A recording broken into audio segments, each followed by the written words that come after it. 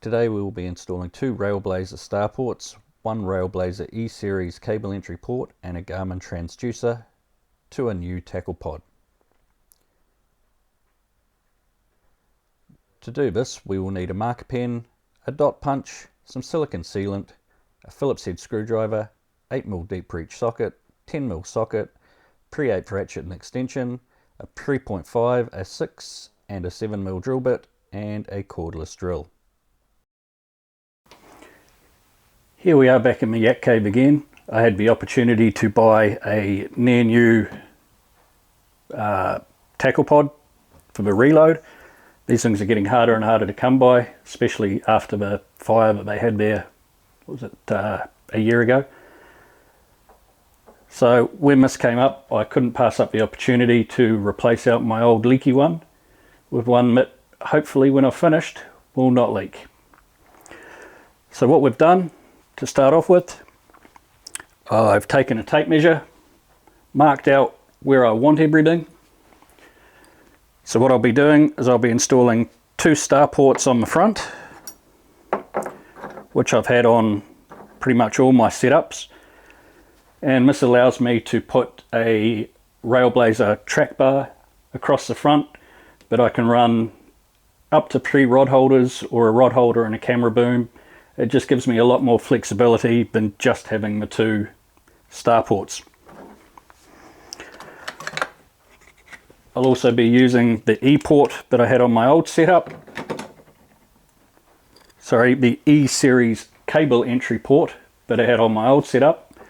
That will be going here to provide the power. So that's what we'll be doing today.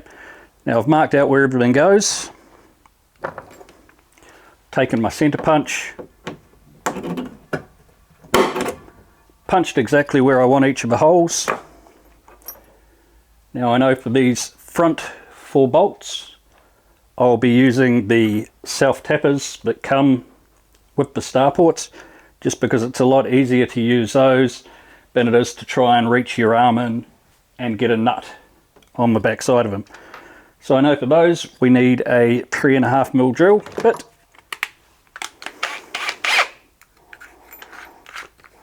We take our 3.5mm drill bit in the drill into our pre-marked holes.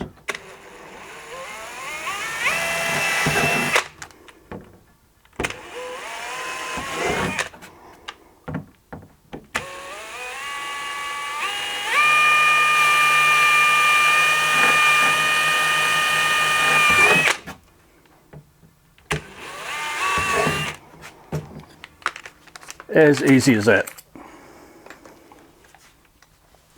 Put that on the floor, out of the way for now, while we grab our starports.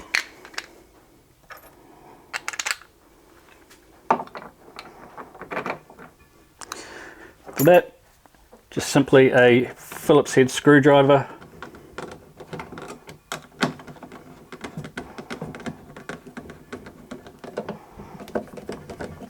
is all that's needed to tighten those down.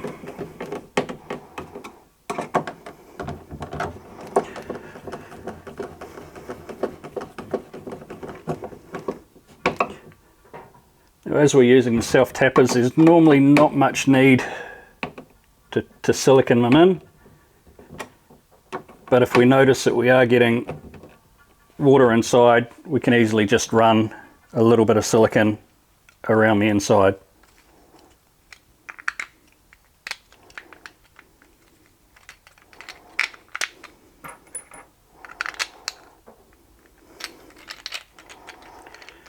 Now we want these all to be released on the same side and the covers coming from the same side, just for uniformity.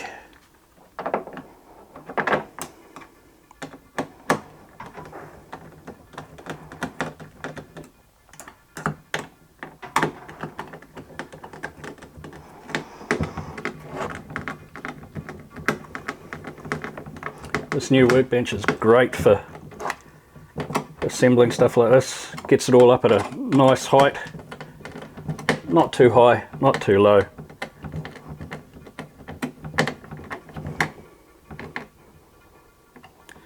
So that's our first step of modifying this tackle pod. Next, we will install our transducer. Now, as with all transducers, they come with a very long cable. So our first step is to make sure that our cable is not tangled up in any way, which they inevitably will be. We then feed the cable from the bottom up through the hole in the bottom of the tackle pod.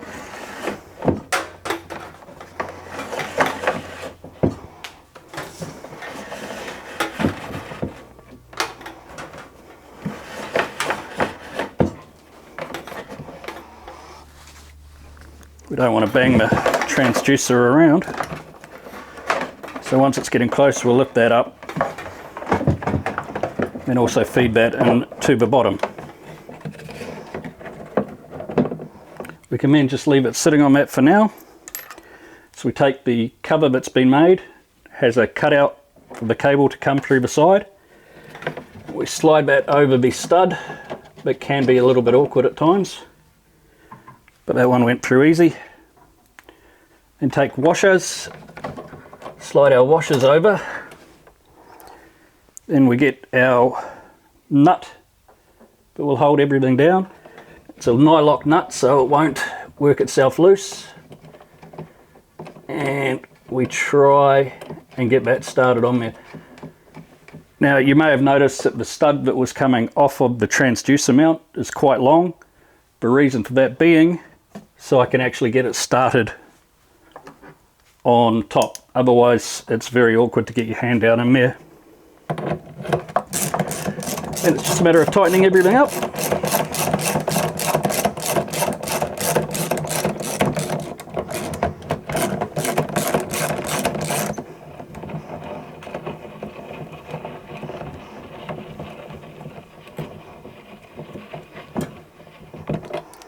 When we're getting close, we'll make sure the transducer is sitting exactly where we want it, and tighten it up some more.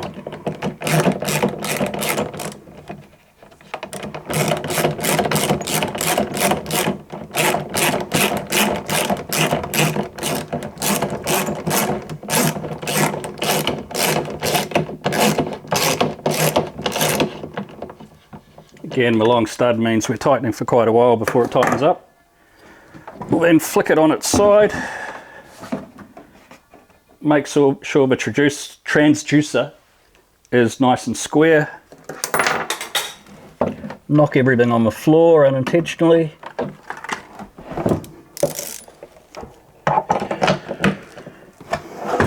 and then whilst holding the transducer exactly where we want it, we'll then tighten it up the rest of the way.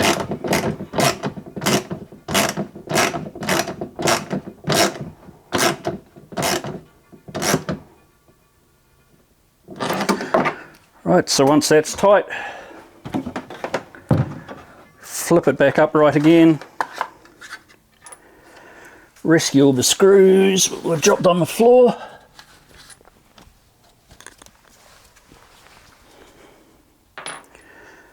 There's a couple of nuts here somewhere.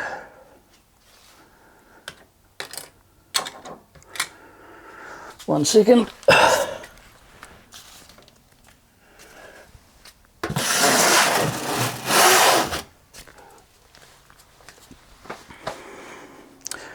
Okay, that seems to have disappeared. Luckily, because we weren't using them with the other star ports, we can just steal a nut from that set. That's all spares now anyway. Our next step is to coil the transducer cable as neatly as we can.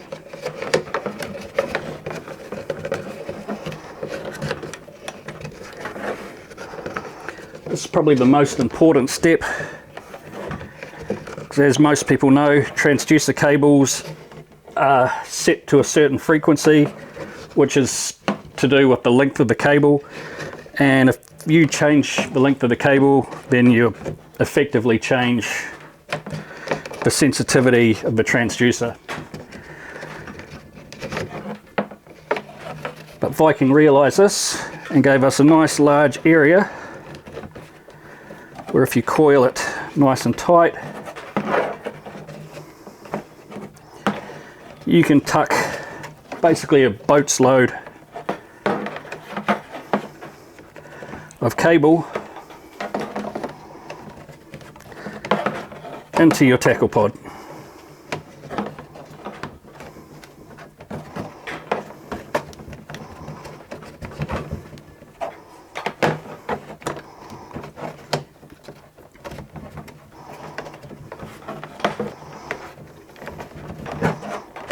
As you get nearer and nearer the top, you can then start poking it back down and coiling even more in the center.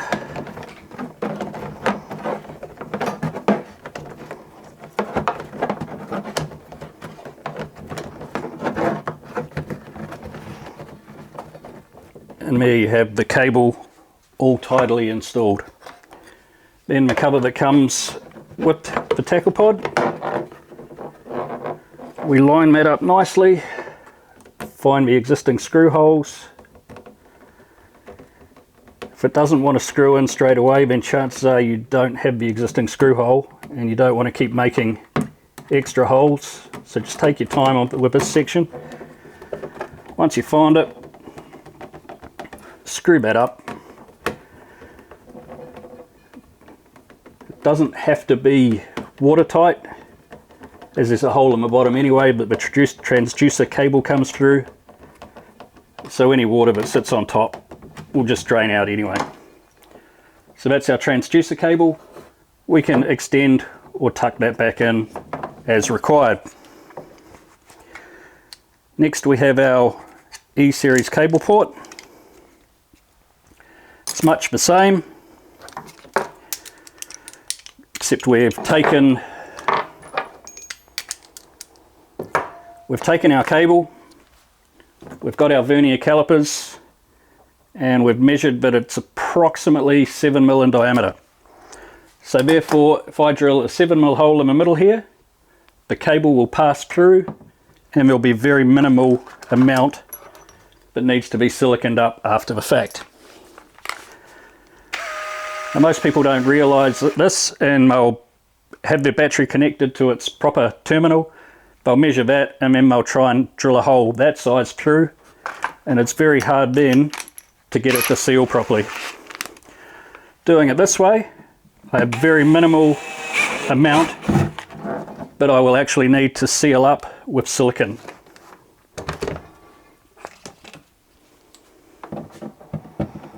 As you can see, that's a nice tight fit,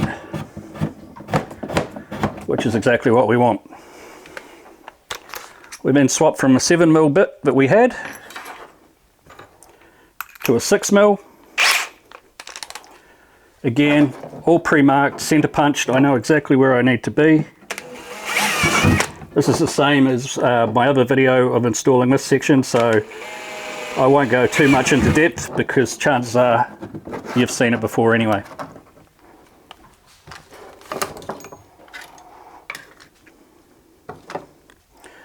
We then take our tube of silicone, open it up, and apply. No, we don't, not yet. We'll tuck some more cable in. We know roughly where we're going to need to sit. And so from that, we'll then get our base section. That will sit like so. So we'll run a bead of silicone along the bottom of that.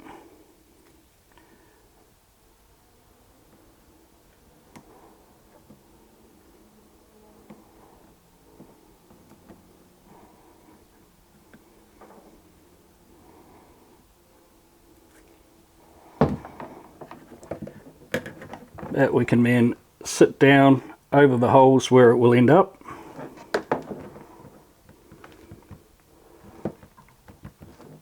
Let that start to seal. We then have this other section. We don't need to do anything with the top here. That seals itself with the little rubber gasket. So then the only other bit of silicone that we will need is a little bit around this actual cable gland again. So we'll simply just put a bit around there.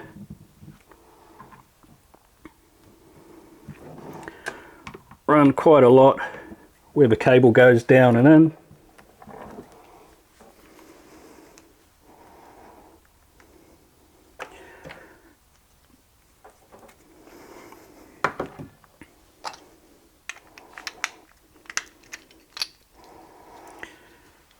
We want to set our holes so the unlock is towards us.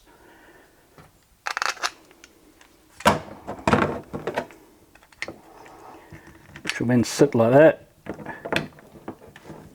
This may be a bit difficult to actually get everything lined up, but we'll work it out.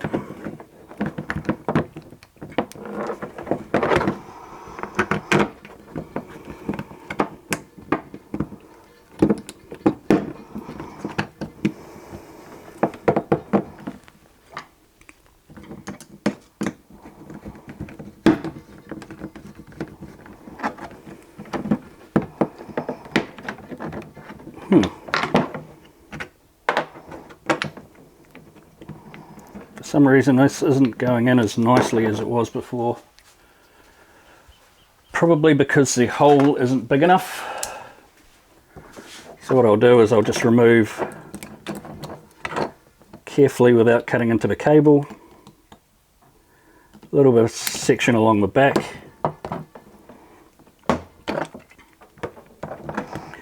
It now allows that to line up a lot better. Find our hole.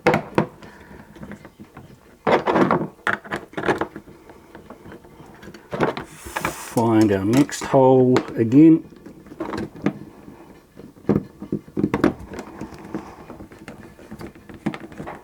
Which is here somewhere.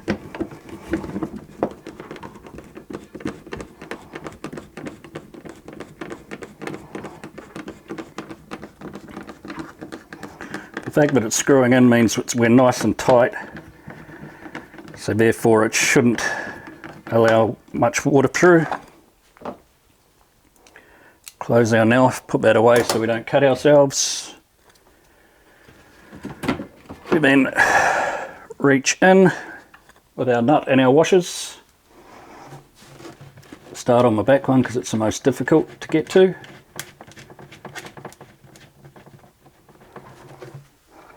Front one.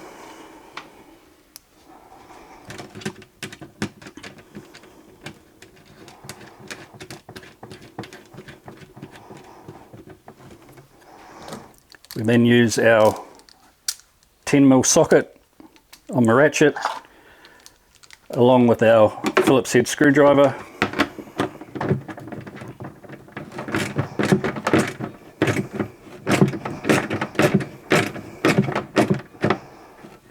And tighten those down.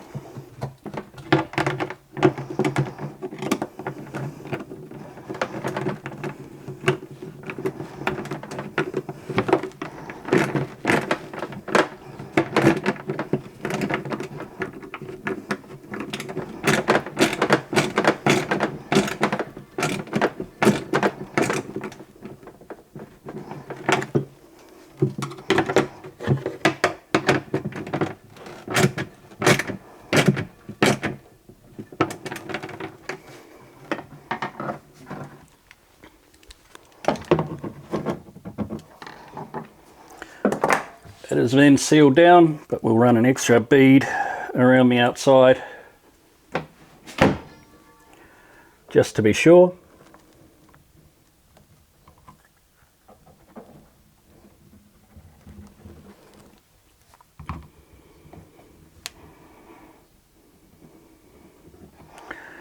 I find when it comes to sealing things like this, it's better to use a little too much silicone and wipe it off, but it is to use not enough.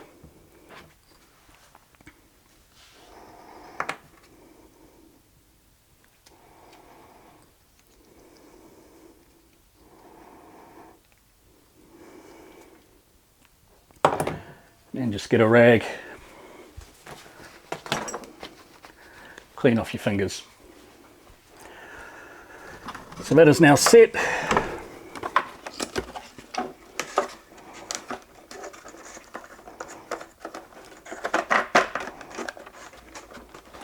And ready for our fish finder.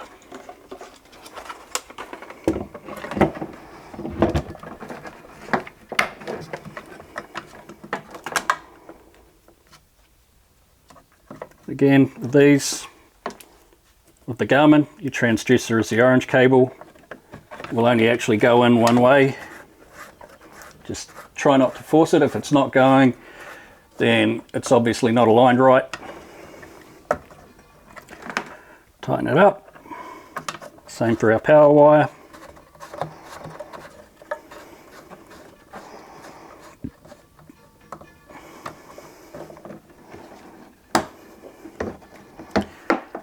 And that is the install done.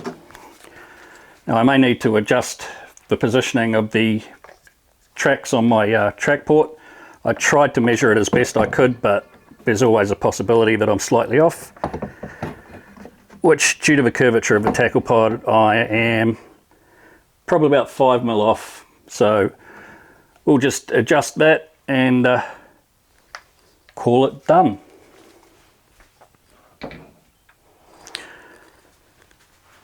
So thank you for watching my videos. Hopefully you found it informative. Eventually I'll be doing some more to this tackle pod. I've got some saddles that I want to put along for rod leashes, knife leash, etc, etc. But that will come in the future. It's getting hot in the shed here now. So thank you. If you like what you see, please like, subscribe, and yeah, just follow us.